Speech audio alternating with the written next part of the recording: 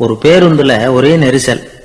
ஒருத்தர் பக்கத்துல நின்றுகிட்டு இருந்தவர்கிட்ட ரொம்ப பணிவா விசாரிச்சார். ஏன் சார், நீங்க ஏதாவது பெரிய உத்தியோகத்துல இருக்கிறீங்களா அப்படின்னார். அப்படிலாம் ஒண்ணும் இல்லைங்கன்னார் அவரு. அப்படின்னா வேற ஏதாவது அரசியல்ல பெரிய பதவியில் இருக்கிறீங்களா அப்படின்னு கேட்டார். அதுவும் இல்லைங்கன்னார். சரி, பணமாவது அதிகமா வச்சிருக்கீங்களா அப்படின்னு கேட்டார். அப்படிலாம் ஒன்றும் கிடையாது சார்னார் அவரு. அப்புறம் எதுக்குடா என் காலை மிதிச்சுக்கிட்டு இருக்கிற, எடுறா காலை அப்படின்னாராம் இவர். அசோக மன்னர் வந்துகிட்டு இருக்கார். அவருடைய ஆலோசகர்கள் எல்லாம் பக்கத்துல வந்துகிட்டு இருக்கிறாங்க. அந்த சமயத்துல எதிரில் ஒரு புத்த பிக்ஷு வர்றார். அசோகர் பார்க்கிறார். ஓடி போய் அவர் காலில் விழுந்து வணங்குறார். அசோக மன்னரின் தலை அந்த புத்த துறவியின் பாதத்துல பட்டுக்கிட்டு இருக்கு. பக்கத்துல நின்றுகிட்டு இருந்த அமைச்சருக்கு இது ரொம்ப சங்கடமா போச்சு. ரொம்ப வருத்தப்பட்டார். நம்ம அசோக சக்கரவர்த்தி எப்பேற்பட்டவர், அவரோட தலை ஒரு சன்னியாசியின் பாதத்துல படுறதா அப்படின்னு நினைச்சு ரொம்ப கவலைப்பட்டார். அரண்மனைக்கு திரும்பினதும் அமைச்சர் மெதுவா ஆரம்பிச்சார். அரசே, எனக்கு ரொம்ப வருத்தமா இருக்குது அப்படின்னார். எதுக்குன்னார் மன்னர். அசோக சக்கரவர்த்தியின் தலை, அதாவது அந்த சிரம், ரொம்ப மதிப்புமிக்க ஒன்று. அது ஒரு சன்னியாசியின் காலில் படலாமா அப்படின்னார். அசோகர் பதில் சொல்லல, சிரிச்சார், போயிட்டார். அதுக்கப்புறம் ஒரு சரியான சந்தர்ப்பத்துக்காக காத்துக்கிட்டு இருந்தார். ஒரு நாள் அமைச்சரை கூப்பிட்டார். எனக்கு 3 தலைகள் வேணும் அப்படின்னார். சொல்லுங்க, கொண்டுகிட்டு வரேன் அப்படின்னார் அமைச்சர். அசோகர் சொன்னார், முதல்ல எனக்கு தேவையானது ஒரு ஆட்டின் தலை, 2வது ஒரு புலியின் தலை, 3வது ஒரு மனிதனின் தலை. இதுதான் அசோகர் கேட்டது. எங்க இருந்தாலும் கொண்டு வாங்கன்னார். அமைச்சர் புறப்பட்டார். ஆட்டுத்தலை, புலித்தலை கிடைச்சிட்டுது. அப்புறமா ஒரு சுடுகாட்டுக்கு போய் ஒரு மனித தலையும் சேகரம் பண்ணிட்டு ராஜா கிட்ட வந்துட்டார். அரசே, உங்கள் ஆணைப்படி 3 தலைகளையும் கொண்டு வந்திருக்கிறேன்னார். அசோகர் பார்த்தார். ரொம்ப நல்லது, இப்ப இது 3ஐயும் எடுத்துக்கிட்டு போய் சந்தையில வித்துட்டு வாங்க அப்படின்னார். அமைச்சர் அதுகளை எடுத்துக்கிட்டு சந்தைக்கு போனார். முதல்ல ஆட்டுத்தலை நல்ல விலைக்கு வித்து போச்சு. நல்ல விலை கொடுத்து வாங்கிட்டு போட்டாங்க. அடுத்தபடியா புலி தலைய ஒருத்தர் வாங்கிட்டார். அதை பாடம் பண்ணி வீட்டில் மாட்டி வைக்கலாமே அப்படின்னு நினைச்சு அதையும் வாங்கிட்டு போட்டார். மனித தலையை மட்டும் வாங்கறதுக்கு யாரும் முன் வரல. எல்லாரும் அதை பார்த்துட்டு விலகி போக ஆரம்பிச்சாங்க. அமைச்சர் திரும்பி வந்தார். அரசே, இந்த தலையை மட்டும் யாரும் வாங்க மாட்டேங்கிறாங்க அப்படின்னார். சரி, பரவாயில்ல, இதை இலவசமாவே எனாமாவே யாருக்கிட்டையாவது கொடுத்துட்டு வந்துருங்க அப்படின்னார். அமைச்சர் மறுபடியும் சந்தைக்கு போனார். இதை இலவசமா தரேன், இதை வாங்கிக்கோங்க அப்படின்னார். அப்பவும் அதை யாரும் வாங்கிக்கிறதுக்கு தயாரா இல்லை. மறுபடியும் திரும்பி மன்னர்கிட்ட விவரத்தை சொன்னார். இப்போ மன்னர் சொல்றார், அமைச்சரே, உயிர் இருக்கிற வரைக்கும் தான் இந்த தலைக்கு மதிப்பு. ஜீவன் போனதுக்கு அப்புறம் அதோட மதிப்பும் போயிடுது. அதனால மதிப்பு இருக்கும் பொழுதே பெரியவர்கள் பாதம் பணிந்து அந்த புனிதத்தை பெற்றுக்கொள்ளணும் அப்படின்னார். பணிவுங்கிறது வேற, அடிமைத்தனம்ங்கிறது வேற. பெரியவர்களை பணிவது நமக்கு பெருமை தரக்கூடிய விஷயம். இதை மனசுல வச்சுக்கிட்டு எப்போ காலில் விழணும், எப்போ காலில் விழக்கூடாது அப்படிங்கறத முடிவு பண்ணிக்கணும். ஒரு சாதாரண ஆள் நடந்து வந்துகிட்டு இருந்தார். எதிரில் வந்த ஒரு பெரிய மனுஷன் ஓடி போய் அவர் காலில் விழுந்து தன்னுடைய தலையை அவர் பாதத்தில் கொண்டு போய் வச்சார். கொஞ்ச நேரம் கழிச்சு எழுந்திரிச்சு வந்துட்டார். வந்த பிறகு இவரை கேட்டேன், ஏன் திடீர்னு ஓடி போய் அந்த ஆளு காலில் விழுந்தீங்க அப்படின்னு. அவர் போட்டிருக்கிறது என்னோட காணாம போன செருப்பான்னு கண்டுபிடிக்கிறதுக்காக அப்படி விழுந்தேன் அப்படின்னார். கடற்கரை ஓரமா ஒரு பெரியவர் கையால மணலை கீறிக்கிட்டே உட்கார்ந்துருக்கிறார். என்னத்தையும் தேடிட்டு இருக்கிறது மாதிரி தெரிஞ்சது. மெதுவா கிட்டத்துல போய் என்னத்தை தேடிட்டு இருக்கிறீங்க அப்படின்னு கேட்டோம். அவரு சாவகாசமா நிமிர்ந்து பார்த்து நிம்மதியை தேடிட்டு இருக்கிறேன்னார். நாங்க ஒரு மாதிரி ஆயிட்டோம். இருந்தாலும் சமாளிச்சுக்கிட்டு, சார், மணல்ல கிழிஞ்சல் தான் கிடைக்கும், நிம்மதி கிடைக்காது அப்படின்னோம். சரி, இன்னைக்கு வசமா நம்ம கிட்ட ஒரு ஆள் மாட்டிக்கிட்டார் அப்படின்னு நினைச்சு அவர் பக்கமா போய் உட்காந்துக்கிட்டு கதை சொல்ல ஆரம்பிச்சிட்டோம். ஒரு பெரிய மன்னர் இருந்தார். அவருக்கு எல்லா வசதியும் இருந்தது. இருந்தாலும் ஒரே ஒரு குறை. அது என்னன்னா நிம்மதி இல்லைங்கிற குறை. அரண்மனையில தினமும் கலை நிகழ்ச்சி, நாட்டியம் எல்லாம் நடந்துகிட்டு தான் இருந்தது. இருந்தாலும் நிம்மதி இல்லை. சரி, நிம்மதி எங்க கிடைக்கும் அப்படின்னு தேட ஆரம்பிச்சார். உடனே அதுக்கான முயற்சிகள்ல தீவிரமா இறங்கினார். நாட்டில் உள்ள தத்துவ மேதைகளை எல்லாம் கூப்பிட்டுட்டு வர சொன்னார். எல்லாரும் சேர்ந்தாங்க. அவங்கள பார்த்து நிம்மதி எங்க இருக்குது அப்படின்னு விசாரிச்சார். அவங்களுக்கு அது தெரிஞ்சா ஏன் இப்படி ராஜா முன்னாடி நின்றுட்டு இருக்க போறாங்க? ராஜாவோட கேள்விக்கு ஒவ்வொருத்தரும் ஒவ்வொரு மாதிரி விளக்கம் கொடுக்க ஆரம்பிச்சிட்டாங்க. எந்த பதிலும் ராஜாவுக்கு திருப்தி அளிக்கக்கூடிய அளவுக்கு இல்லை. சரி போயிட்டு வாங்கன்னு சொல்லி அவங்கள எல்லாம் அனுப்பி வச்சுட்டார். ஒரு நாள் அவர் மாளிகையில உப்பருகையில நின்றுட்டு இருக்கிறார். அந்த சமயத்துல தெருவுல ஒரு பிச்சைக்காரன் ரொம்ப உல்லாசமா பாட்டு பாடிக்கிட்டே போயிட்டு இருக்கிறான். குரல்ல ஒரு சந்தோஷம், நடையில ஒரு மிடுக்கு. அவங்கிட்ட கொஞ்சம் கூட கவலை இருக்கிறதா தெரியல. உடனே ராஜா அதை பார்த்தார். ஏவலாளிகளை வந்து கைதட்டி கூப்பிட்டார். உடனே ஓடி போய் அந்த பிச்சைக்காரனை இங்க அழைச்சிட்டு வாங்கன்னு உத்தரவு போட்டார். இவங்க உடனே ஓடி போய் அவனை கூப்பிட்டாங்க. அரண்மனைக்கு வாழ்ந்தாங்க. அவன் வரல. அரண்மனைக்குள்ள அடி எடுத்து வைக்க மாட்டேன்னு சொல்லிவிட்டான். ராஜா கிட்ட வந்து விஷயத்தை சொன்னாங்க. அவருக்கு ரொம்ப ஆச்சரியம், இப்படி ஒரு ஆள் இருக்கிறானா அப்படின்னு. சரி அவன் என்னதான் சொல்றான் அப்படின்னு விசாரிச்சார். இவங்க மறுபடியும் தெருவுக்கு போய் கேட்டாங்க. என்ன பார்க்கணும்னா ராஜா விருப்பப்பட்டாருன்னா அவரை வேணும்னா இங்க வர சொல்லுங்க அப்படின்னு சொல்லிவிட்டான். அதை வந்து ராஜா கிட்ட சொன்னாங்க. அவருக்கு கோபம் வரல. இவ்வளவு சுதந்திர உணர்வோடு இருக்கிறவன் சாதாரண ஆளா இருக்க முடியாது அப்படின்னு நினைச்சார். உடனே கிடுகிடுன்னு இறங்கி தெருவுக்கு வந்தார். பிச்சைக்காரங்கிட்ட போனார். நீ கவலைப்படாம சந்தோஷமா பாடிக்கிட்டு போறியே, அது எப்படி முடியுது உன்னால அப்படின்னு கேட்டார். ஏன் அப்படி கேக்குறீங்கன்னா அவன், அதுக்கு இல்ல, எனக்கு அரண்மனையில எவ்வளவோ சுகபோகங்கள்லாம் இருக்கு, இருந்தாலும் நிம்மதி இல்ல. இது ஏன்னு எனக்கு தெரியல. இந்த தேசத்துல உள்ள அறிஞர்களை எல்லாம் கூப்பிட்டு கேட்டு பார்த்துட்டேன், அவங்களுக்கும் தெரியல. உன்னை கேட்டா தெரியும்னு நினைச்சேன், அதனாலதான் சந்திக்கிறதுக்கு ஆசைப்பட்டேன். ஆனா நீ வரமாட்டேன்னுட்டியே அப்படின்னார். பிச்சைக்காரன் கடகடன்னு சிரிக்க ஆரம்பிச்சுட்டான். மகிழ்ச்சிக்கும் உங்களுக்கும் தடையா இருக்கிறது இந்த மாளிகை தான். இதை விட்டுட்டு வெளியில வந்துட்டா நிம்மதி தேடிட்டு வந்துரும்னா. நான் அரசன், எனக்குன்னு கடமைகள் இருக்கு, அதையெல்லாம் விட்டுட்டு எப்படி வர முடியும்னார் ராஜா. ரெண்டும் ஒரே நேரத்துல கிடைக்கணுங்கிறது முடியாத காரியம். உங்க சுகபோகத்துக்கு விலையாதான் உங்க நிம்மதியை கொடுத்துக்கிட்டு இருக்கிறீங்க. என்ன பாருங்க, என்கிட்ட எதுவும் இல்லை, அதனால எதுவும் போயிடுமோங்கிற பயமும் இல்லை, நிம்மதியா இருக்கிறேன் அப்படின்னா அவன். ராஜா உடனே சந்தோஷப்பட்டு தன்னுடைய மேலங்கியை எடுத்து அவனுக்கு பரிசா கொடுத்தாராம். அவன் சிரிச்சுக்கிட்டே அதை வாங்க மாட்டேன்னு விட்டானான். இதை நீங்க எனக்கு கொடுக்கறதுனால எந்த பயனும் இல்லை, அதே நேரத்துல அதை வாங்கிக்கிட்டேன்னா அடுத்த வினாடியிலிருந்து அதை எப்படி காப்பாத்துறதுங்கிற கவலை எனக்கு வந்து சேர்ந்துடும், அப்புறம் தூக்கம் வராது, நிம்மதி போயிடும் அப்படின்னானா. சொல்லிவிட்டு அவன் பாட்டுக்கு சந்தோஷமா பாடிக்கிட்டே போயிட்டான். நிம்மதி எங்க இருக்குங்கிறதையும் ராஜா தெரிஞ்சுக்கிட்டார். அந்த இடத்துக்கு தன்னால போக முடியாதுங்கிறதையும் அவர் புரிஞ்சுக்கிட்டார். இப்படி இந்த கதைய அந்த கடற்கரையில மணலை கீறிக்கிட்டே உட்கார்ந்துருந்தார அந்த பெரியவர்கிட்ட சொல்லி முடிச்சோம். அவர் முகத்துல ஒரு தெளிவு தெரிஞ்சது. எங்களை நிமிர்ந்து பார்த்தார். ரொம்ப நன்றிங்க, இப்ப எனக்கு தெரிஞ்சு போச்சு, நிம்மதி வேணும்னா அதுக்கு என்ன பண்ணணும்னு இப்ப நல்லா புரிஞ்சுக்கிட்டேன் அப்படின்னார். என்ன புரிஞ்சுக்கிட்டீங்கன்னு கேட்டோம். இனிமே இந்த பக்கம் வந்தா உங்க கண்ணுல படாத இடமா பார்த்து உட்காரணும்னு புரிஞ்சுக்கிட்டேன் அப்படின்னார். ஒரு சன்னியாசி, அவரு ஒரு நாள் ஒரு கனவு கண்டாராம். அந்த கனவுல அவர் சொர்க்கத்துக்கு போறார். அங்க ஒரு பெரிய திருவிழா நடந்துகிட்டு இருக்குது. எங்க பார்த்தாலும் அலங்கார வளைவுகள், வண்ணமயமான விளக்குகள், பாதைகள் பூரா மலர்கள், எல்லா கட்டடங்களும் ஒளிமயம். அவ்வளவு கோலாகலமா பிரம்மாண்டமா அந்த திருவிழா நடந்துகிட்டு இருக்குது. அது என்ன திருவிழாங்கிறது இந்த சன்னியாசிக்கு புரியல. அங்க எதிரில் வந்துகிட்டு இருந்த ஒருத்தரை நிறுத்தி, என்ன விசேஷம் இங்க அப்படின்னு விசாரிச்சாராம்.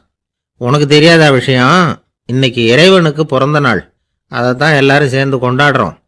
இதுக்காக பிரம்மாண்டமான ஊர்வலம் ஒன்று வரப்போகுது, இறைவனே அந்த ஊர்வலத்தில் கலந்துகிறார் அப்படின்னார் அவர். உடனே அந்த சன்னியாசி ஒரு மரத்து நிழல்ல ஒதுங்கி நின்றுக்கிட்டார். ஊர்வலம் வந்துகிட்டு இருக்குது. முதல்ல ஒரு குதிரை வந்துகிட்டு இருக்கு, அது மேல ஒருத்தர் உட்காந்துருக்கிறார். அவருக்கு பின்னாடி நிறைய பேர் கூட்டமா வந்துகிட்டு இருக்கிறாங்க. இவ்வளவு கூட்டம் இவர் பின்னாடி வருதே, யார் இவரு அப்படின்னு கேட்டார். ஒரு மதத்தின் பெயரை சொல்லி, இவர் அந்த மதத்தின் தலைவர், அவரை பின்பற்றுகிற மக்கள் கூட்டம் பின்னாடி வந்துகிட்டு இருக்குது அப்படின்னு விவரம் சொல்லியிருக்கிறாங்க. இவங்களுக்கு அடுத்தபடியா இன்னொரு குதிரையில ஒருத்தர் வந்துகிட்டு இருக்கிறார். அவருக்கு பின்னாடி ஏகப்பட்ட கூட்டம். இவர் யாருங்க அப்படின்னு கேட்டிருக்காரு சன்னியாசி. அங்க இருக்கிறவங்க விவரம் சொல்லியிருக்கிறாங்க. இன்னொரு மதத்தின் பெயரை சொல்லி, இவர் அந்த மதத்தினுடைய தலைவர், அவர் வழியை பின்பற்றுகிறவர்கள் அவர் பின்னாடி கூட்டமா வந்துகிட்டு இருக்கிறாங்க அப்படின்ட்டு இருக்காங்க. இப்படி ஒவ்வொருத்தரா குதிரை மேல வந்துகிட்டே இருக்கிறாங்க. அவங்கள பின்பற்றியும் ஒவ்வொரு கூட்டம் வந்துகிட்டே இருக்குது. அந்த பெரிய ஊர்வலம் அது பாட்டுக்கு போய்கிட்டு இருக்குது. கடைசியா அது முடிஞ்சது ரொம்ப நேரம் கழிச்சு. அதுக்கப்புறம் கொஞ்சம் நேரம் கழிச்சு ஒரு வயசான ஆள் குதிரை மேல வந்துகிட்டு இருக்கிறார். ஆனா அவருக்கு பின்னாடி யாருமே இல்லை. அவர் பரிதாபமா தனியா வந்துகிட்டு இருக்கிறார். அவர் அந்த ஊர்வலத்தை சேர்ந்தவரா இல்லையாங்கிறதே தெரியல. இவர் யாரு, இவர் ஏன் இப்படி தனியா வந்துகிட்டு இருக்கிறார் அப்படின்னு கேட்டிருக்கார் அந்த சன்னியாசி. என்னது இப்படி கேட்குறீங்க? இவர் தான் கடவுள், இவருக்காக தான் இன்னைக்கு இந்த ஊர்வலமே நடக்குது, இவருக்கு தான் இன்னைக்கு பிறந்த நாள், முன்னாடி போகிற ஊர்வலம் பூரா இவருடைய பிறந்த நாளை கொண்டாடுறதுக்காக தான் அப்படின்ட்டு இருக்காங்க. இதை கேட்டதும் அந்த சன்னியாசிக்கு திடுக்குன்னு தூக்கி போட்டிருக்கு. இது வரைக்கும் கனவு கண்டுகிட்டு இருந்தவர் முடிச்சுக்கிட்டார். அதுக்கப்புறம் தான் யோசித்து பார்த்துருக்கார். உண்மைதான், மக்கள் எல்லாரும் வந்து பக்தி மார்க்கத்தில் போகிறதா நினச்சிக்கிட்டு பாதை மாறி போயிட்டு இருக்கிறாங்க. கடவுளை பின்பற்றுவதாக நினைக்கிறாங்க பக்தர்கள். ஆனால் கடவுளுக்கு பின்னாடி யாருமே இல்லை. இன்னமும் இயல்பாக இதை பற்றி யோசித்து பார்த்தா உண்மைக்கு பின்னாடி தான் நான் போய்கிட்டு இருக்கேன் அப்படின்னு நிறைய பேர் சொல்கிறாங்க. ஆனால் அந்த உண்மை வந்து அனாதையாக போய்கிட்டு இருக்குது. அப்படி ஆயிட்டுது உலகம். இந்த காலத்துலேயும் ஒரு ஊர்வலம், ஒரு பெரிய மனுஷருக்கு பிறந்த நாள் விழா. அவர் குதிரை மேலே ஏறி முன்னாடி போயிட்டு இருக்கிறார். அவருக்கு பின்னாடி ஒரு 100 பேர் தொண்டர்கள் அவங்க பாட்டுக்கு போகிறாங்க. எல்லாம் பணம் கொடுத்து ஏற்பாடு பண்ணவங்க, எல்லாம் பணம் வாங்கிட்டு பின்னாடி போயிட்டுருக்குறாங்க. கொஞ்சம் தூரம் நடந்ததும் கால் வலிக்க ஆரம்பிச்சுட்டுது. ஒவ்வொருத்தராக அப்படியே ஒதுங்க ஆரம்பிச்சிட்டாங்க. அதான் முன்னாடியே பணம் கிடச்சிட்டுதே, இனிமேல் ஒதுங்கினா என்னன்னு ஒதுங்கிட்டாங்க. ஒரு கட்டத்தில் குதிரையில் போகிறவர் தற்செயலாக திரும்பி பார்க்குறாரு, பின்னாடி யாருமே இல்லை, எல்லோரும் ஓடி போயிட்டாங்க. ஒரே ஒரு ஆள் மட்டும் ரொம்ப விசுவாசமாக பின்னாடி நடந்து வந்துக்கிட்டு இருந்தான். ஏன்ப்பா நீ மட்டும் வந்துக்கிட்டு இருக்கிறியே, நீ வீட்டுக்கு போகலையான்னு கேட்டிருக்காரு அவர். நீங்கள் அந்த குதிரையையும் அதுக்குள்ளே வாடகை பணத்தையும் கொடுத்துட்டீங்கன்னா நானும் போயிடுவேன் அப்படின்னு நானும். இந்த ஆள் ஒரு ஊரில் ஒரு ஆள் இருந்தான், தையல் கடை வச்சுருந்தான். அவங்கிட்ட ஒருத்தன் ஒரு சட்டை துணி எடுத்து கொடுத்து தைக்க சொல்லியிருந்தான். வர்ற சனிக்கிழமை வா வந்து வாங்கிட்டு போ அப்படின்னு அவன் சொல்லியிருந்தான். அதே மாதிரி இவன் வந்தான். அவன் தச்சு வச்சிருந்த சட்டையை கொடுத்தான். இவன் வாங்கி அங்கேயே போட்டு பார்த்தான். கை நீளம் ஒன்றுக்கு ஒன்று வித்தியாசமாக இருந்தது. வலது கை இடது பக்கத்தை விட நீளம் குறைச்சலாக இருந்தது. அவன் முணுமுணுக்க ஆரம்பிச்சுட்டான், என்ன இது இப்படி தைச்சுட்டியேன்னு. இதுக்கு அவன் சொன்னான், ஐயையோ இதுக்காகவா சங்கடப்படுறீங்க, வலது கையை மட்டும் கொஞ்சம் உள்ள இழுத்தாப்புல வச்சுக்கிட்டீங்கன்னா சரியா போகுது, மற்றபடி அந்த சட்டையில் உள்ள கலை அம்சத்தை கவனிங்க, எவ்வளவு அற்புதமாக தைச்சிருக்கேன் பாருங்க, ஒரு சின்ன குறைய வந்து இப்படிலாம் பொருட்படுத்த வேண்டியதில்லை, நான் சொன்னது மாதிரி கையை கொஞ்சம் உள்ள இழுத்தது மாதிரி வச்சுக்கிட்டு நடந்து போங்க, ஜோரா இருக்கும் அப்படின்னா. அவனும் யோசிச்சு பார்த்தான். சரியான யோசனையாக தான் தோணுச்சு. கொஞ்சம் முயற்சி பண்ணி வலது கையை கொஞ்சம் உள்ள இழுத்து சட்டை சரியா இருக்கிறது மாதிரி பண்ணிட்டான். இப்போ மறுபடியும் ஒரு பிரச்சனை. வலது கையை உள்ள இழுத்த மாதிரி அப்படியே வச்சுக்கிட்டதும் முதுகு பக்கம் கொஞ்சம் துணி தளர்த்தியா தொங்குறது மாதிரி தெரிஞ்சுது. என்ன இது முதுகு பக்கம் துணி குவிஞ்சுட்டுதே தொங்குதே அப்படின்னா மறுபடியும், அடடா இதுக்காகவா கவலைப்படுறீங்க, உடம்ப அதுக்கு தகுந்த மாதிரி கொஞ்சம் வளைச்சிக்கிட்டா சரியா போடுது, இதுக்காக அந்த அழகான தையலை பிரித்து அதில் உள்ள கலை அம்சத்தை கெடுக்கிறதுக்கு என் மனசு இடம் தரல, எவ்வளவுக்கு தளர்த்தியா இருக்கோ அவ்வளவுக்கு கொஞ்சம் உடம்ப வளைச்சி அப்படி குனிஞ்சது மாதிரி போங்க போதும் அப்படின்னா. அதுவும் நல்ல யோசனையாக தான் பட்டுது இவனுக்கு. சரின்னு சொல்லிவிட்டு புறப்பட்டான். தெருவில் இறங்கினான். கையை கொஞ்சம் உள்ள இழுத்தான், உடம்ப கொஞ்சம் முன்னால் வளைச்சான், சட்டைக்கு தகுந்த மாதிரி உடம்ப பண்ணிக்கிட்டான், மெதுவாக நடந்து போகிறான். இப்போ எதிரில் இன்னொருத்தன் வரான். இவனை பார்க்குறான், இவன் போட்டிருக்கிற சட்டையை பார்க்குறான், ஆஹா அற்புதம்ங்கிறான். சும்மா சொல்லக்கூடாது, ரொம்ப நல்லா இருக்கு, நிச்சயமா இது வந்து இந்த ஊர் மேல தெருவில் இருக்கிற ஒருத்தன் இருக்கானே அவன் தைச்சதா தான் இருக்கணும் அப்படின்னா. இதை கேட்டதான் அவனுக்கு ஆச்சரியம், எப்படி அவ்வளவு கரெக்டா கண்டுபிடிச்சிங்க அப்படின்னு கேட்டிருக்கான். இதுக்கு அந்த வழிபோக்கன்னு சொன்னானா, அவன் ரொம்ப கெட்டிக்காரன், உங்களை மாதிரி உடம்பும் கையும் வளைஞ்சு போன ஒரு ஆசாமிக்கு அவனை தவிர வேற யாராலேயும் இவ்வளவு பொருத்தமான ஒரு சட்டையை தைக்க முடியாது அப்படின்னானா. பாருங்க, அவனுக்காக இவன் அனுசரிக்க போய் இவனோட நிலைமை எப்படி ஆயிடுது பாருங்க. இதே மாதிரி தான் சில சடங்குகளும் சம்பிரதாயங்களும் நம்மளை வந்து கோமாளி ஆக்கி விட்டுரும். எதுவா இருந்தாலும் அதுல வந்து அறிவுபூர்வமான அணுகுமுறை அவசியம். ஒரு நர்ஸ் அவசரமா ஓடி வந்து டாக்டர் கிட்ட சொல்லிச்சான், டாக்டர் ஒரு தப்பு நடந்து போச்சு, 10ஆம் நம்பர் பெட்ல இருக்கிற பேஷண்ட்டுக்கு காலில் ஆபரேஷன் பண்றதுக்கு பதிலாக கையில் ஆபரேஷன் பண்ணி விட்டீங்க, கை ஆபரேஷன் பண்ணிக்க வேண்டிய ஆள் 7ஆம் நம்பர் பெட்ல இருக்கார் அப்படின்னு தான். அதுக்கு இவர் பதட்டப்படாம சொன்னாராம், பரவாயில்ல இவரை தூக்கி 7ஆம் நம்பர் பெட்ல போட்டுரு அப்படின்னாராம். ஒரு ஊர்ல ஒருத்தர் இருந்தார், ரொம்ப நல்லவர், யாருக்காவது ஏதாவது கொடுத்துக்கிட்டே இருப்பார், கொடையாளி.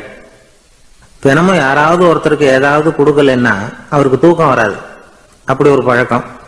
அது மட்டும் இல்ல, அவர் கொடுக்கறது அடுத்தவங்களுக்கு தெரியாது, அவ்வளவு ரகசியமா அதை கொடுப்பார். வலது கை கொடுக்கறது இடது கைக்கு தெரியக்கூடாதுன்னு சொல்லுவாங்கல்ல, அது மாதிரி அவர்.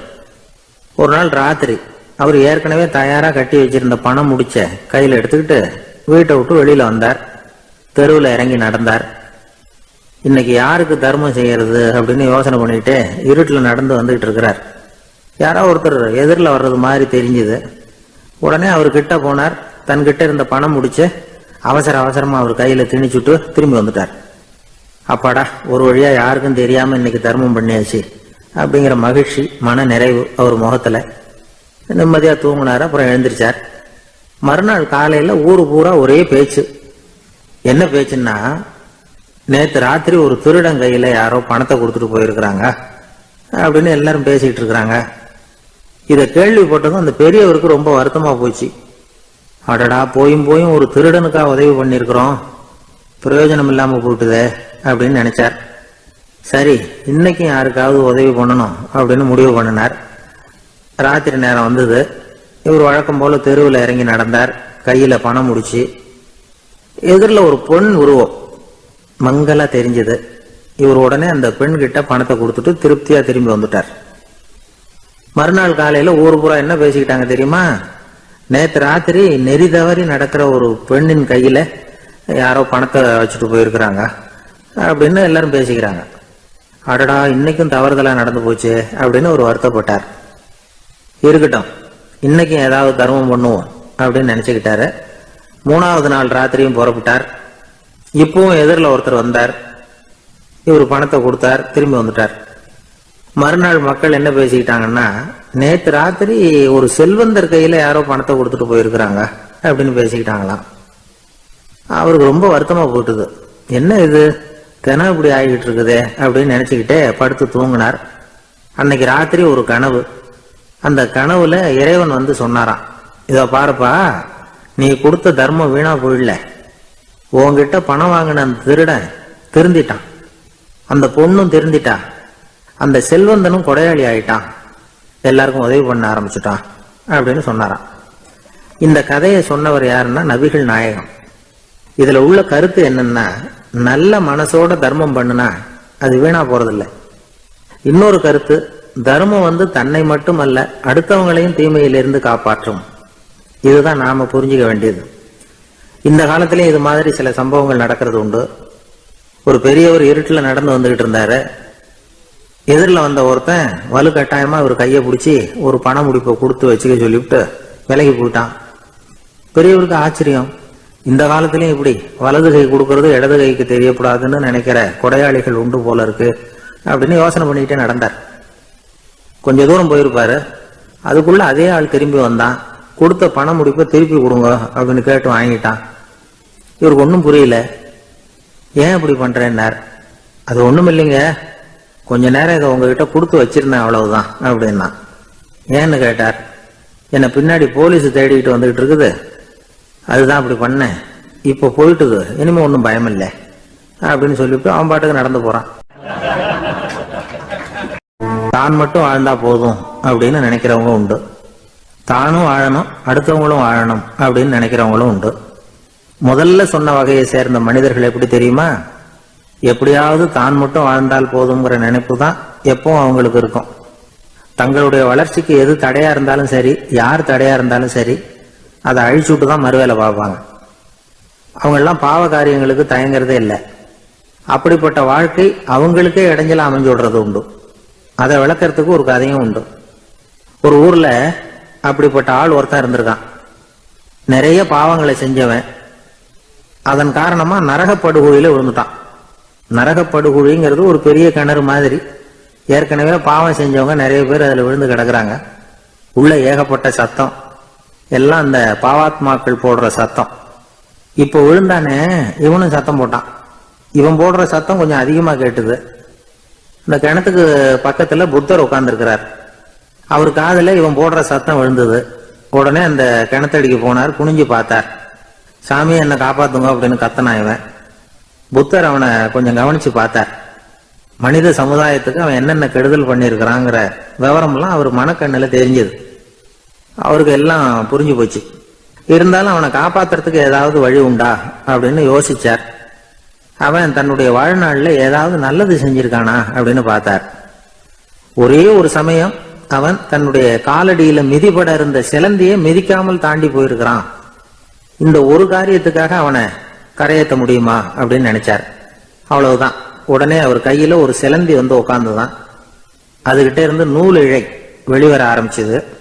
அந்த நூல் இழை கிணற்று ஆழம் வரைக்கும் அப்படியே நீண்டுகிட்டே போச்சான். புத்தர் பார்த்தார். இந்த நூலை பிடிச்சுக்கிட்டு மேலே ஏறி வா அப்படின்னார். என்னங்க சொல்றீங்க, இந்த சிலந்தி நூல் என்ன தாங்குமான்னு கத்தனான். எல்லாம் தாங்கும், அதை பிடிச்சுக்கிட்டு ஏறி வா அப்படின்னார். சந்தேகத்தோடவே அவன் அந்த நூல் இழைய பிடிச்சி இழுத்து பார்த்தான். ரொம்ப வலுவா இருந்தது. அவனுக்கு ஆச்சரியம். அதை பிடிச்சிக்கிட்டு மெதுவா மேல ஏறி வர ஆரம்பிச்சுட்டான். பாதி தூரம் ஏறி வந்திருப்பான். அப்ப அவன் காலுக்கு கீழே ஏதோ சத்தம். என்னன்னு குனிஞ்சு பார்க்கறான். கீழே கிடந்தவங்க சில பேரும் அந்த நூலை பிடிச்சி மேல வந்துகிட்டு இருக்கிறாங்க. இவனுக்கு கோபம் வந்துட்டுது. தன்னுடைய இடுப்புல வச்சிருந்த கத்தியை எடுத்து தன்னுடைய காலுக்கு கீழே நூல் இழைய அப்படியே வெட்டி விட்டுட்டான். இனிமே நாம மட்டும்தான் மேலே ஏறி வந்துடணும் அப்படின்னு நினைச்சுக்கிட்டான். ஆனா நடந்தது என்ன தெரியுமா? மொத்த நூல் இழையும் அப்படியே அருந்து கீழே விழுந்துட்டுது. அவனும் பொத்துன்னு கீழே விழுந்துட்டான். மறுபடியும் கத்த ஆரம்பிச்சுட்டான். ஏற்கனவே அவன் செஞ்சிருந்த ஒரு சிறு கருணை அந்த நூல் இழைக்கு உறுதியை கொடுத்தது. இப்போ அவன் செஞ்ச பாவம் அந்த நூல் இழைய வலுவிழக்க செஞ்சுட்டுது. அடுத்தவங்களும் வாழணுங்கிற எண்ணம் அவனுக்கு இருந்திருந்தா இப்ப அவனும் கரையேறி வந்திருப்பான், மற்றவங்களும் சௌக்கியமா வந்து சேர்ந்திருப்பாங்க. அதனால நாமும் வாழணும், அடுத்தவங்களும் வாழணும் அப்படின்னு நினைக்கிறவன் வாழ்க்கையில சீக்கிரம் முன்னுக்கு வந்துருவான். ஒருத்தன் ஒரு டாக்டர் கிட்ட போனான், மருந்து வாங்கினான். வாங்கி கொண்டாந்து பேசாம வச்சுட்டான், சாப்பிடல. அப்புறம் எதுக்காகப்பா போய் அவர்கிட்ட மருந்து வாங்கினேன் அப்படின்னு கேட்டாங்க. டாக்டர் வாழணும் இல்லையா, அதனாலதான் அப்படின்னா. அவர் கொடுத்த மருந்து நீ ஏன் சாப்பிடல அப்புறம் அப்படின்னு கேட்டாங்க. நான் வாழணும் இல்லையா, அதுக்காக தான் அப்படின்னா. அவர் ஒரு பெரிய குடும்பத்துல பிறந்தவர். இருக்கிற சொத்துக்கள் எல்லாத்தையும் வாரி வழங்கி விட்டு காட்டுக்கு புறப்பட்டார் தவம் செய்யறதுக்காக. இருந்தது பூராவும் கொடுத்துட்டார். இனிமே எதுவுமே இல்லை கொடுக்கறதுக்கு. அப்போ கடைசியா ஒருத்தன் வந்து கையை நீட்டினானா, ஐயா ஏதாவது கொடுங்கன்னு இருக்கான். அவர் பார்த்தார். கட்டி இருக்கிற வேட்டியை தவிர வேற எதுவுமே இல்லை. 8 முழம் பட்டு வேட்டி, ஜரிகை கரையோட இருக்குது. கடைசியா அதை தான் எடுத்துக்கிட்டு அவர் புறப்பட்டு இருக்கார். அவர் பார்த்தார். எதிரில் அவன் பரிதாபமா நின்றுட்டு இருக்கிறான். அந்த 8 முழ வேட்டியை 2ஆ கிழிச்சார். 4 முழத்தை அவங்ககிட்ட கொடுத்தாரு. மீதி 4 முழத்தை தன்னுடைய இடுப்புல கட்டிட்டு அவர் காட்டுக்கு போயிட்டார். இவன் என்ன பண்ணான் தெரியுமா? கையில கிடைச்ச 4 முழத்தை எடுத்துக்கிட்டு கடை வீதிக்கு போனான். பழைய பட்டு வேட்டி ஜருகை இதெல்லாம் விலைக்கு வாங்குற வணிகர் ஒருத்தர் இருக்கார். அவர்கிட்ட போனான். இதை விலைக்கு எடுத்துக்கிறீங்களா அப்படின்னு கேட்டிருக்கான். அவர் வாங்கி பார்த்திருக்கார். ஆஹா, இது ரொம்ப அருமையான வேட்டி, விலை உயர்ந்த ஜருகை, இது ஏது உனக்கு அப்படின்னு கேட்டாரான். அவன் நடந்தது சொல்லியிருக்கான். அப்படின்னா ஒண்ணு செய்ய, இந்த வேட்டியோட இன்னொரு பாதியையும் மெதுவா வாங்கிட்டு வந்துரு, உனக்கு நிறைய பணம் தர்றேன் அப்படின்னாரான் அந்த வணிகர். இவன் கொஞ்சம் யோசனை பண்ணி பார்த்தான். கொஞ்சம் இருங்க, இதை வந்துடுறேன் அப்படின்னு சொல்லிவிட்டு நேரா காட்டுக்கு போனான். அவர் எங்க இருக்காருன்னு தேடி கண்டுபிடிச்சான். அவர் ஒரு இடத்துல தவக்கோலத்துல இருக்கிறார். கட்டியிருந்த இடைவேட்டியும் அவர் அறியாமல் நழுவி கீழே விழுந்து கிடக்குது. இவனுக்கு ரொம்ப வசதியா போச்சு. அவரை கேட்க வேண்டிய அவசியமே இல்லை. மெதுவா சத்தம் போடாம அடி மேல அடி வச்சு நெருங்கினான். அவர் கண்ணை மூடிக்கிட்டு அவர் பாட்டு நின்றுட்டு இருக்கிறார். இவன் மெதுவா போய் கீழே கிடந்த அந்த துணியை எடுத்துக்கிட்டு சத்தம் போடாம திரும்பி நடந்தான். ஒரு 2-3 அடி எடுத்து வச்சிருப்பான். அப்படி ஓட ஆரம்பிக்கிற சமயத்துல அவன் காலில் கீழே கிடந்த முள்ளு ஒண்ணு நறுக்குன்னு தச்சு விட்டுது. வலி தாங்க முடியாம அம்மான்னு கத்திருக்கான். இந்த சத்தத்தினால கண்ணை மூடி நின்றுகிட்டு இருந்த அவரோட தவம் கலைஞ்சது. மெல்ல கண்ணை திறந்து பார்க்கிறார். தன் இடையில இருந்த வேட்டி அவன் கையில இருக்கு. இப்ப அவர் நினைக்கிறார். என்ன நினைக்கிறாருன்னா, இந்த வேட்டி மீது நான் வைத்த ஆசை அல்லவா அவனை திருடனாக ஆக்கி விட்டது அப்படின்னு நினைச்சாராம். இந்த வேட்டி மேல நாம வச்ச ஆசை அவனை திருடும்படி ஆக்கி விட்டதே அப்படின்னு நினைச்சாராம். இது எப்பேற்பட்ட மனநிலை அப்படிங்கிறத கொஞ்சம் யோசனை பண்ணி பாருங்க. தான் ஒரு பொருள் மேல வச்ச பற்று இன்னொரு மனிதன் திருடனாக ஆகிறதுக்கு காரணம் ஆயிட்டுதேன்னு நினைக்கிறார். அப்படி நினைச்ச அந்த பெரியவர் யார் தெரியுமா? அவர் தான் மகாவீரர். இழந்துட்டேங்கிறியே, நீ என்னத்தை கொண்டுகிட்டு வந்த எங்க இழந்துடுறதுக்கு? நீ என்னத்தை உண்டாக்குன இது அழிஞ்சுட்டுதுன்னு சொல்றதுக்கு? இதுதான் அவருடைய சிந்தனை. இன்றைக்கு நம்ம சிந்தனையெல்லாம் வேற மாதிரி இருக்குது. ஒருத்தன் நடுத்தருவில் உட்காந்து அழுதுகிட்டு இருந்தான். அந்த வழியா வந்தவர் ஒருத்தர், ஏன்பா அழறேன்னு கேட்டாராம். 5 ரூபா சார், இந்த இடத்துல விழுந்துட்டுது, ரொம்ப நேரமா தேடுறேன், கிடைக்காது போல இருக்கு அப்படின்னு சொல்லிவிட்டு அழறான். எப்போ தொலைஞ்சதுன்னு கேட்டாராம் அவரு.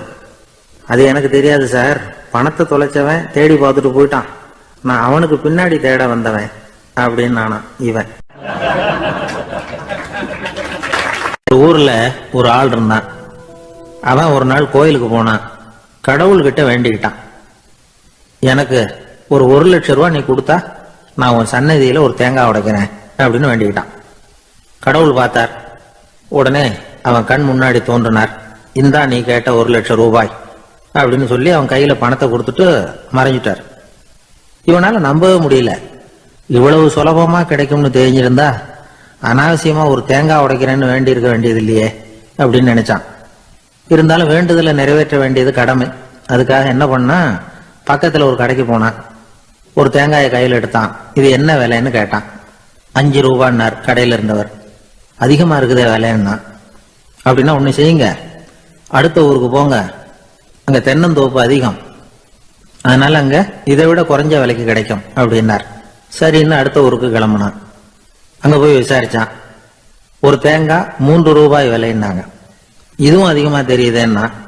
அப்படின்னா ஒண்ணு செய்ய, அதோ அந்த ஆத்து ஓரமா ஒரு தென்னை மரம் இருக்கு பார், அதுல நீயே ஏறி பறிச்சுக்கோ, ஒரு தேங்காய்க்கு 1 ரூபா கொடுத்தா போதும் அப்படின்னார் அந்த தோப்புக்கு சொந்தக்காரரு. இவனுக்கு மரம் ஏற தெரியாது, இருந்தாலும் ஆசை யார விட்டுது, விலை சல்லிசா இருக்குதே. ஆத்து ஓரம் போனா தட்டு தடுமாறி அந்த மரத்துல ஏறினா அந்த தென்னை மரம் வளைஞ்சி ஆத்து பக்கம் போய் அப்புறம் நிமிர்ந்து இருந்தது. அதாவது மரத்தின் உச்சி சரியா ஆத்துக்கு நடுவில் இருந்தது. ஆத்துல வெள்ளம் கரபுரண்டு ஓடிட்டு இருக்கு. இவன் கடவுள் கொடுத்த 1 லட்சம் ரூபாயை மடியில வச்சு இறுக்கி கட்டிட்டான். உச்சிக்கு போய் காய் பறிக்கிற சமயத்துல காத்து மழையும் பலமா கலந்து அடிக்க ஆரம்பிச்சுட்டுது. கால் வழிக்கு விட்டுட்டுது. இவன் சடார்னு ஒரு தென்னை மட்டையை பிடிச்சிக்கிட்டு தொங்க ஆரம்பிச்சிட்டான். கீழே பயங்கரமான வெள்ளம், மடியில 1 லட்சம் ரூபாய் பணம், என்ன செய்யறதுன்னு தவிக்கிறான். இந்த சமயம் கரையில ஒரு யானை பாகன் யானையை குளிப்பாட்டிக்கிட்டு இருக்கிறான். அது அவன் கண்ணில் பட்டது. ஐயா ஒரு உதவின்னு கத்துனான். அவன் என்ன செய்யணும்னு கேட்டான். உன் யானையை மெதுவா இங்க அழைச்சிட்டு வா, எனக்கு நேரா கீழே நிறுத்து, என் காலை பிடிச்சி மெதுவா கீழே இறக்கி விட்டுரு, என் மடியில இருக்கிற பணத்துல உனக்கு 10,000 ரூபா தரேன் அப்படின்னா. அவன் பார்த்தான். காலை கையை பிடிச்சா கூட எவனும் இந்த காலத்துல 10 ரூபாய்க்கு மேல தரமாட்டேங்கிறான், இவன் காலை பிடிச்சா 10,000 தர்றேங்கிறான் அப்படின்னு யோசனை பண்ணா. உடனே யானையை கொண்டுட்டு போனான். அவனுக்கு நேரா கீழே நிறுத்தினான். அவன் காலை பிடிச்சான். அவ்வளவுதான். அந்த நேரம் பார்த்து யானை மெதுவா நடந்து அப்பால போட்டுது. இப்ப யானை பாகன் அவன் காலை கெட்டியா பிடிச்சிட்டு தூங்குறான். பரிதாபமா மேல பாக்குறான். அவன் மட்டையை பிடிச்சிட்டு தூங்குறான். இப்ப யானை பாகன் சொல்றான், தம்பி மட்டையை விட்டுறாத, கெட்டியா பிடிச்சுக்கோ, நான் உனக்கு 10,000 ரூபா தரேன், இதோ மடியில் தான் வச்சிருக்கேன்னா. மேல தொங்குறவனுக்கு இந்த நிலைமையிலேயும் ஒரு சந்தோஷம், மேற்கொண்டு ஒரு 10,000 ரூபா நமக்கு கிடைக்கும் போல இருக்கே அப்படின்னு. இந்த சமயத்துல ஒருத்தன் ஒட்டகத்தை ஓட்டிட்டு வந்தான் அந்த பக்கமா குளிப்பாட்டுறதுக்கு. யானை பாகம் பார்த்துட்டான். ஐயா ஒட்டகக்காரர, அதை இங்க கொண்டுட்டு வா, எங்க காலை பிடிச்சி பத்திரமா இறக்கி விடு, நாங்க பணம் கொடுக்குறோம்னா. அவனும் பணத்துக்கு ஆசைப்பட்டு வந்தான். அவன் காலை பிடிக்கிற சமயம் ஒட்டகமும் நழுவி போட்டுது. இப்ப 3 பேருமே வரிசையா தொங்குறாங்க. ஒட்டகக்காரன் கத்துறான், தம்பி மட்டையை விட்டுறாத, கெட்டியா பிடிச்சுக்கோ, நான் என் மடியில இருக்கிற 5,000 உனக்கு தந்துடுறேன்னா. மேல தொங்குறவனுக்கு இன்னமும் சந்தோஷம், இவனும் பணம் தர்றேங்கிறான், அப்படின்னா இன்னைக்கு நமக்கு மொத்த பண வரவு எவ்வளவு அப்படின்னு ஒவ்வொன்னா கூட்டி பார்க்க ஆரம்பிச்சான். மனக்கணக்கு சரியா வரல. அதனால அப்படியே விரல விட்டு எண்ண ஆரம்பிச்சான். அவ்வளவுதான், மட்டையை விட்டுட்டு கை நழுவி வந்துட்டுது. 3 பேரும் பொத்துன்னு ஆத்துல விழுந்தாங்க. படாத பாடுபட்டு தட்டு தடுமாறி கரைக்கு வந்து சேர்ந்தாங்க. 3 பேர் மடியில் இருந்த பணமும் ஆத்தோட போட்டுது. பேராசை பெருநஷ்டம் அப்படின்னு ஒரு பழமொழி இருக்குல்ல, அதை விளக்கறதுக்காக சொல்லப்பட்ட கதை இது. நம்மள மாதிரி ஒரு ஆசாமி அவன் நம்மள மாதிரியே கற்பனை பண்ணான். அதாவது நாம தான் இந்த உலகத்துல ரொம்பவும் கஷ்டப்படுறோம், மற்றவங்க எல்லாம் சந்தோஷமா இருக்கிறாங்க அப்படின்னு அவன் நினைச்சுக்கிட்டான்.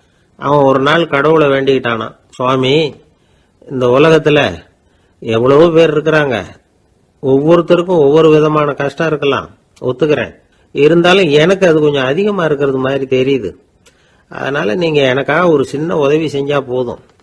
அது வேற ஒண்ணும் இல்ல, என்கிட்ட இருக்கிற துயரங்களை இன்னொருத்தர் யாருக்கிட்டையாவது கொடுத்துருங்க, அவர்கிட்ட இருக்கிற துயரங்களை என்கிட்ட மாத்தி கொடுத்துருங்க, ஒரு மியூச்சுவல் டிரான்ஸ்பர், அவ்வளவுதான், அப்படி பண்ணிவிட்டா போதும் அப்படின்னு வேண்டிக்கிட்டானா. அன்னைக்கு ராத்திரியே அவன் ஒரு கனவு கண்டிருக்கான்.